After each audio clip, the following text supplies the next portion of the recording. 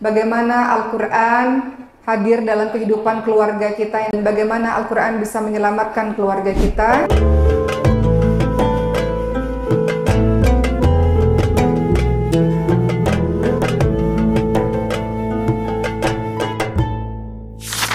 Hari ini insya Allah kita akan membahas mengenai bagaimana Al-Quran hadir dalam kehidupan keluarga kita insya Allah, dan bagaimana Al-Quran bisa menyelamatkan keluarga kita. Maka saya mulai dengan bertanya kepada ibu-ibu yang ada di sini. Ibu-ibu mau masuk surga sekeluarga? Terkadang dalam kehidupan kita dengan orang yang sudah pergi terlebih dahulu dalam kehidupan kita. Betul? Ada yang Allah panggil ayahnya pergi terlebih dahulu, atau ibunya, dan kita rasakan kematian itu adalah kematian yang sangat menyedihkan untuk.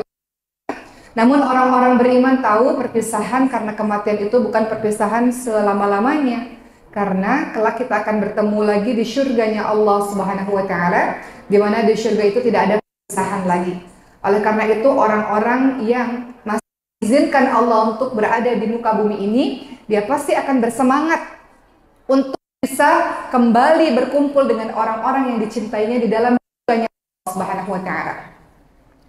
Teman-teman, bahwa ternyata di dalam surga kita bisa berkumpul dengan orang-orang yang kita cintai. Dalam surah Ar-Ra'd ayat ke-22 sampai 24, Allah Subhanahu wa Ta'ala berfirman, A'udzu billahi minasyaitonir rajim. Ulaika lahum uqbad dar jannatu 'adnin yadkhulunaha wa man salaha min abaihim wa azwajihim wa dhurriyyatihim wal malaikatu yadkhuluna 'alaihim min kulli bab salamun 'alaikum bima sabartum fa ni'mal dar.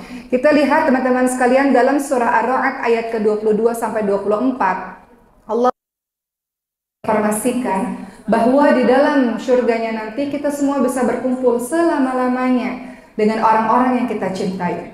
Allah Subhanahu wa Ta'ala berfirman, orang-orang itulah yang mendapatkan kesudahan yang baik, yaitu mereka mendapatkan surga Aden yang mereka masuk ke dalamnya bersama orang-orang yang salih dari bapak mereka, istri mereka, cucu-cucu mereka, sedang malaikat-malaikat masuk ke tempat-tempat mereka dari semua pintu, dan malaikat-malaikat itu mengucapkan salamun alaikum bima sabartum, keselamatan atasmu berkat kesabaranmu. Maka alangkah baiknya tempat kesudahan itu. Teman-teman, dalam surah Ar-Ra'd ayat 22 sampai 24 jelaslah menjadi sebuah hiburan bagi diri kita bahwa kehidupan dunia sebentar. Gak masalah kita berpisah sementara saja, karena setelah itu kita berkumpul dengan orang-orang yang kita cintai. 3 tahun yang lalu ayah saya meninggal dunia. Allahumma ghfir lahu warhamhu wa'afihi wa'fu anhu, amin amin ya rabbal alamin. Semoga Allah Subhanahu wa Ta'ala mengampuni semua dosa-dosanya, Allah lapangkan kuburnya dan ditempatkan di tempat yang mulia. Ayah saya meninggal dunia dalam keadaan serangan jantung. Bedanya dengan ibu saya yang baru kejadian kemarin ketika haji. Ketika serangan jantung ayah saya 3 tahun yang lalu, kami semua tidak tahu karena ayah berada di satu kamar dan kami baru menemukan 8 jam kemudian dalam keadaan sudah biru dan kaku, dingin pastinya. Bedanya dengan ibu saya kemarin ketika haji, ibu saya mengalami serangan jantung di depan mata saya sehingga bisa cepat penanganan, karena kalau serangan jantung hitungannya menit. Kalau terlambat ditolong dalam hitungan menit, maka tidak akan bisa tertolong. Jadi ketika ayah saya meninggal dunia, kadang-kadang kalau kita ditinggalkan orang mendadak, rasanya seperti mimpi ya. Beda kalau mungkin orang-orang yang sudah sakit, biasanya akan ada persiapan demi persiapan untuk orang-orang yang ditinggal. Mungkin perasaannya begitu. Tapi yang kami rasakan karena ayah kami mendadak, sehingga semuanya terkejut. Tentu ada kesedihan mendalam, dan kita tahu kullu nafsin dha'iqatul maut, setiap yang bernyawa akan mati. Namun sebagai manusia biasa ada rasa kesedihan yang mendalam pasti.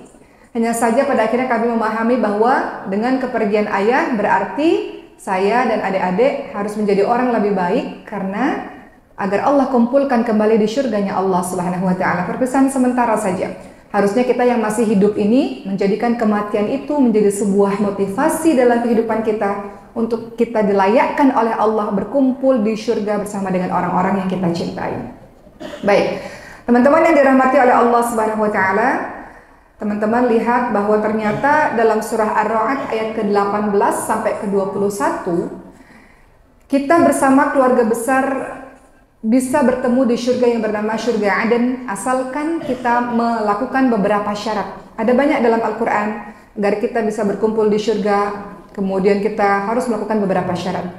Di antaranya adalah, teman-teman lihat dalam surah Ar-Ra'd ayat ke-18. Allah Subhanahu wa taala ingatkan, bagi orang-orang yang memenuhi seruan Tuhannya disediakan pembalasan yang baik, dan seterusnya. Saya tidak baca semuanya.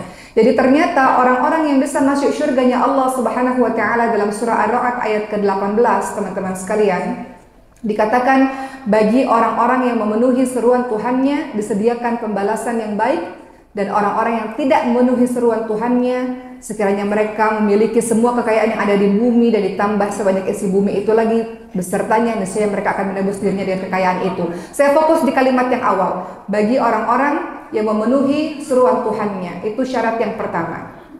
Kalau teman-teman mau menuju kepada Allah Subhanahu wa taala dan masuk surga bersama-sama dengan orang-orang yang kita cintai, lilladzina istajabu li rabbihimul husna, dan seterusnya.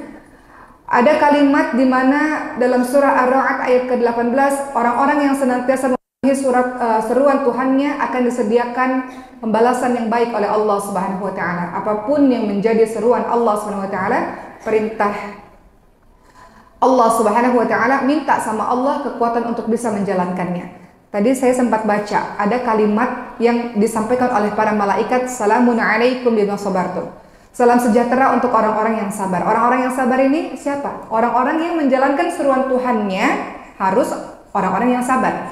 Karena kesabaran dibagi menjadi 3. Sabar dalam menjalankan amal-amal soleh. Ketika kita menjalankan perintah dari Tuhan kita, dari Allah Subhanahu wa taala, apakah kita memerlukan kesabaran? Allah misalnya meminta kita untuk melaksanakan sholat malam sebagai tanda orang-orang soleh. Apakah sholat malam memerlukan kesabaran? Kesabaran. Kemudian Rasulullah sallallahu alaihi wasallam bersabda, khairukum man ta'allama al-Qur'an wa 'allamahu. Orang-orang yang terbaik adalah mereka yang senantiasa belajar Quran dan kembali mengajarkan dan mengamalkan. Untuk bisa berinteraksi bersama dengan Al-Qur'an, apakah perlu kesabaran? Ibu saya kemarin baru wisuda 15 juz Quran, Ibu sekalian. Namun jauh sebelum itu beliau sempat menangis dan sempat mengatakan gak mau belajar Quran lagi. Kenapa? Karena susah dalam melafalkan beberapa huruf Al-Quran. Makharijul huruf, ada beberapa huruf dari lisannya. Kita ini orang Indonesia, kadang-kadang lisan kita susah menyebutkan beberapa huruf di dalam Al-Quran. Dan kadang-kadang kita menangis dan merasa itu susah. Ibu saya sempat mengalami itu, dan rata-rata semua teman-teman yang menghafalkan Quran pernah mengalami itu. Susah dalam menghafalkan kalimat-kalimat tertentu atau susah dalam menghafalkan Quran. Jadi ada masa di mana yang nggak bisa. Kok bodoh banget sih, kok nggak bisa-bisa sih, ada perasaan begitu. Apakah perlu sabar dalam membersamai Al-Quran? Perlu. Sampai akhirnya menjadi bisa, sampai akhirnya menjadi fasih, sampai akhirnya menjadi sebuah kenikmatan, perlu yang namanya kesabaran. Apakah teman-teman semua menjalankan berbagai amal soleh tidak perlu kesabaran? Semua perlu kesabaran. Jadi sabar dalam menjalankan amal-amal soleh, sabar dalam menjalankan seruan Tuhannya, Tuhan kita Allah Subhanahu wa taala. Kedua, sabar dalam meninggalkan maksiat. Maksiat itu sesuatu yang kita senang melakukannya. Sabar, tahan dirinya untuk tidak melakukan hal-hal yang dibenci oleh Allah, dan sabar dalam menjalani berbagai macam ujian-ujian dari Allah Subhanahu wa taala. Jadi kembali lagi, Allah menjelaskan dalam surah Ar-Ra'd ayat ke-18 sampai ke-21. Kalau kita mau masuk surga bareng-bareng, nanti saya akan fokuskan terakhir dengan Al-Qur'an. Yang pertama adalah mereka orang-orang yang senantiasa memenuhi seruan Tuhannya, sami'na wa ata'na. Ibu-ibu tahu kenapa Nabi Ibrahim alaihissalam dijuluki Khalilullah, kekasihnya Allah? Karena diuji berapa kali senantiasa memenuhi seruan Tuhannya. Nabi Ibrahim alaihissalam, kekasih Allah Subhanahu wa taala ini, beliau adalah orang yang di usia senjanya baru diberikan anak, yaitu Ismail alaihissalam. Beda loh, anak yang semua kita sayang anak, tapi anak yang susah didapatkan. Pernah nggak mengalami temennya kah atau siapa kita bilang, oh anak mahal nih, biasanya dijaganya luar biasa. Nabi Ibrahim alaihissalam tidak mendapatkan anak. Di usia-usia yang sudah tua baru mendapatkan anak, yaitu Nabi Ismail alaihissalam. Ketika anak itu lahir, ternyata Allah menguji kesabaran Ibrahim alaihissalam dengan berpisahnya Ibrahim alaihissalam dengan Ismail alaihissalam. Teman-teman sudah tahu kisah ini, di mana Nabi Ibrahim alaihissalam di Palestina dan Allah minta agar Ismail alaihissalam dan Siti Hajar ibunya diletakkan di sebuah tempat tandus tak berpenghuni, tak ada air, tak ada tumbuh-tumbuhan, tak ada manusia, bernama kota Mekah. Maka Nabi Ibrahim alaihissalam memenuhi seruan Tuhannya, memenuhi panggilan Tuhannya, memenuhi perintah Tuhannya. Ditinggalkanlah anak itu di kota Mekah tandus. Ketika sudah bisa ketemu lagi, apa yang terjadi? Nabi Ibrahim alaihissalam bermimpi menyembelih anaknya. Allah minta Nabi Ibrahim alaihissalam untuk melakukan itu dalam surah As-Saffat ayat ke-102, di mana pada akhirnya lagi-lagi Nabi Ibrahim alaihissalam memenuhi panggilan Tuhannya, memenuhi perintah Tuhannya. Apakah Nabi Ibrahim alaihissalam sedih? Sedih. Bukan gak sedih. Meninggalkan anak di sebuah lembah tandus tak berpenghuni, sampai Siti Hajar mengatakan, suamiku, engkau sungguh-sungguh meninggalkan kami di tempat ini? Betul-betul engkau meninggalkan kami, suamiku? Apakah ini perintah dari Allah? Apakah Nabi Ibrahim sedih? Sedih. Makanya Nabi Ibrahim berdoa kepada Allah Subhanahu wa taala agar Allah menjaga mereka. Apakah ketika hendak menyembelih Ismail alaihissalam Nabi Ibrahim sedih? Sedih. Menangis Nabi Ibrahim alaihissalam. Siapa orang tua yang sanggup untuk menyembelih anaknya sendiri? Tidak ada rasanya kecuali Nabi Ibrahim alaihissalam. Beliau juga seorang nabi, tapi beliau juga manusia biasa, menangis, menetes air matanya. Sampai-sampai Ismail alaihissalam mengatakan, ayah, pisaunya itu ditajamkan ayah. Dan kemudian palingkan wajahmu ayah supaya engkau tidak melihatku. Karena kalau engkau melihatku khawatir engkau tidak akan tega untuk melakukan ini kepadaku. Maka ketika hendak disembelih, teman-teman tahu, dan Allah ganti dengan sembelihan yang lain. Nabi Ibrahim alaihissalam menuju atau memenuhi panggilan Tuhannya. Tidak mudah teman-teman semua. Dalam kehidupan kita, kalau kita mau masuk syurga Allah Subhanahu wa taala, nggak mudah. Perlu yang namanya kesabaran. Malaikat bilang, salam sejahtera. Terima kasih, silakan masuk ke dalam syurga karena kalian semua telah sabar dalam menjalani seruan Tuhanmu ketika engkau berada di dunia. Jadi, kalau kita mau masuk syurga bersama orang-orang yang kita cintai, minta kekuatan kepada Allah Subhanahu wa taala agar bisa memenuhi apapun yang Allah perintahkan kepada kita. Kemudian teman-teman sekalian, teman-teman lihat dalam surah Ar-Ra'd ayat ke-20. Alladzina yufuna bi'ahdillahi wa la yanqudunal mitsaq. Dan orang-orang yang memenuhi janji Allah dan tidak merusak perjanjian. Di dalam alam ruh, sebelum kita masuk ke alam rahim dan sebelum kita masuk ke alam dunia ini, Allah Subhanahu wa taala sudah meminta perjanjian kita dengan ruh-ruh kita. Kata Allah Subhanahu wa taala, alastu birabbikum, benarkah aku ini Tuhanmu? Qalu bala syahidna. Kita mengatakan, ya Allah, saksi, ya Allah, engkau Tuhan kami, ya Allah. Kami bersaksi. Kita mengatakan, ya Allah, kami bersaksi engkau Tuhan kami. Artinya apa? Kami bersaksi, ya Allah, engkaulah satu-satunya yang kami sembah, ya Allah. Kami bersaksi, ya Allah, engkaulah satu-satunya tempat kami memohon pertolongan, ya Allah. Itu artinya kita mengakui Allah itu Tuhan kita.